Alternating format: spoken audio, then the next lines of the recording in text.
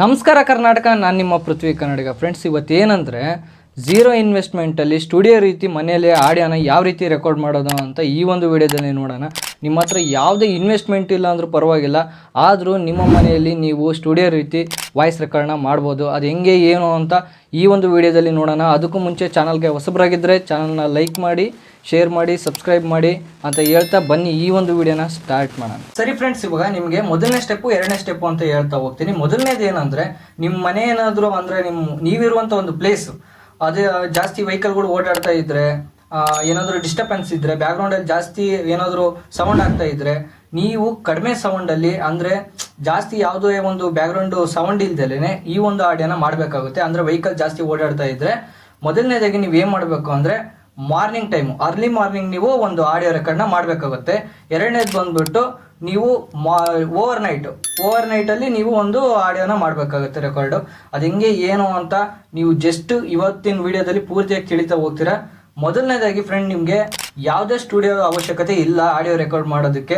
Zero ಇನ್ವೆಸ್ಟ್ಮೆಂಟಲ್ಲಿ ಮಾಡ್ಬೋದು. ಅದು ಏನು ಅಂತ ಈ ಒಂದು ವಿಡಿಯೋದಲ್ಲಿ ನೋಡ್ತಾ ಹೋಗೋಣ. ಸರಿ, ಇವಾಗ ನೀವು ಆಡಿಯೋ ರೆಕಾರ್ಡ್ ಮಾಡೋದಕ್ಕೆ ಮೊದಲು ನಿಮ್ಮ ಹತ್ರ ಒಂದು ಮೊಬೈಲ್ ಇರಬೇಕಾಗುತ್ತೆ, ಮತ್ತು ಈ ವಾಯ್ಸ್ ರೆಕಾರ್ಡ್ ಮಾಡುವಂಥ ಒಂದು ಆ್ಯಪ್ ಇರಬೇಕಾಗುತ್ತೆ. ಪ್ಲೇಸ್ಟೋರಲ್ಲಿ ತುಂಬ ಸಿಗ್ತವೆ, ಬೇಕಂದರೆ ಅಲ್ಲಿಂದ ಹೋಗಿ ನೀವು ಆ ಆ್ಯಪ್ನ ಡೌನ್ಲೋಡ್ ಮಾಡ್ಬೋದು.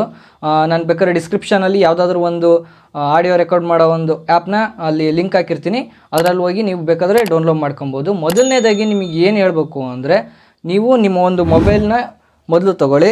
ಇಲ್ಲಿ ಇವಾಗ ನೀವು ಈ ವಿಡಿಯೋದಲ್ಲಿ ಆಡಿಯೋ ಕೇಳ್ತಿದ್ರಲ್ಲ, ಇದು ಕಾಲರ್ ಮೈಕ್ದು, ಇಲ್ಲಿ ಈ ಥರ ಈ ಒಂದು ಮೈಕ್ದು ಆಡಿಯೋ ನೀವು ಕೇಳ್ತಾ ಇರೋದು. ವಿತೌಟ್ ನಾನು ಮುಂಚೆ ಎಲ್ಲ ನಾನು ಆಡಿಯೋಗಳು ನನ್ನ ವೀಡಿಯೋಗಳು ನೋಡ್ತಾ ಇದ್ದರೆ, ನಾನು ಅದಕ್ಕೆ ಮಾಡಾಕಿರೋ ಆಡಿಯೋ ಪೂರ್ತಿನೂ ಯಾವುದೇ ಒಂದು ಕಾಲರ್ ಮೈಕ್ನ ಯೂಸ್ ಮಾಡಿರಲಿಲ್ಲ. ಮೈಕ್ ಯೂಸ್ ಮಾಡ್ದಲೇ ನಾನು ಒಂದು ವೀಡಿಯೋಗಳನ್ನ ಮಾಡಾಕ್ತಿದ್ದೆ. ನೀವು ಅಲ್ಲೇ ನೋಡಿರ್ಬೋದು, ಒಂದು ಹಳೆ ವೀಡಿಯೋಗಳಿಗೆ ನಾವು ಮುಂಚೆ ಯಾವುದೂ ಹಾಕಿರಲಿಲ್ಲ ಈ ಥರ ಒಂದು ಮೈಕು. ಇವಾಗ ಇತ್ತೀಚಿಗೆ ತಗೊಂಡಿರೋದು ಇದನ್ನು.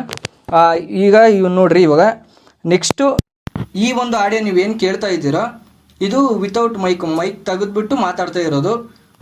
ಮೊದಲನೇದಾಗಿ ನಿಮ್ಗೆ ಏನು ಅಂದರೆ, ನೀವೇನಾದರೂ ಒಂದು ಆಡಿಯೋ ರೆಕಾರ್ಡ್ ಮಾಡ್ತಿದ್ದೀರಾ ಅಂದರೆ, ಮೊಬೈಲ್ನ ಮೊದಲು ನೀವು ಈ ರೀತಿ ಅದು ರೆಕಾರ್ಡಿಂಗ್ ಆ್ಯಪ್ನ ಓಪನ್ ಮಾಡಿಕೊಂಡು ಬಾಯಿ ಹತ್ರ ಈ ಥರ ಇಟ್ಕೊಂಡು ನೀವೊಂದು ಏನೇ ರೆಕಾರ್ಡ್ ಮಾಡೋದಿದ್ರು ಈ ರೀತಿ ಇಟ್ಕೊಂಡು ಮಾತಾಡಬೇಕಾಗುತ್ತೆ. ಮತ್ತು ನಿಮ್ಗೆ ಏನಂದರೆ, ಯಾವುದೇ ಒಂದು ಬ್ಯಾಕ್ಗ್ರೌಂಡಲ್ಲಿ ಜಾಸ್ತಿ ಸೌಂಡ್ ಆಗಿರ್ಬೋದು, ಏನೇ ಆಗಿರ್ಬೋದು, ಅದು ನಡಿಬಾರ್ದು, ಆಯಿತಾ? ಯಾವ ಥರ ಅಂದರೆ, ನಿಮಗೆ ಯಾವುದೋ ವೆಹಿಕಲ್ಗಳು ಓಡಾಡ್ತಾ ಇದ್ದರೆ ಓವರ್ ನೈಟ್ ಮಾಡಿ ವಾಯ್ಸ್ ರೆಕಾರ್ಡು. ಮತ್ತು ಜಾಸ್ತಿ ಏನಾದರೂ ಡಿಸ್ಟರ್ಬೆನ್ಸ್ ಇದ್ದರೆ, ಒಂದು ರೂಮಲ್ಲಿ ಮಾಡ್ತಿದ್ದೀರಾ ಅಂದರೆ ಇವಾಗ ನಿಮ್ಮ ವಾಯ್ಸು ನಿಮಗೆ ಮತ್ತೆ ಕೇಳಿಸ್ಬಾರ್ದು, ಎಕೋ ಅಂತಾರಲ್ಲ ಆ ಥರ ಮತ್ತೆ ನಿಮಗೆ ಕೇಳಿಸ್ಬಾರ್ದು.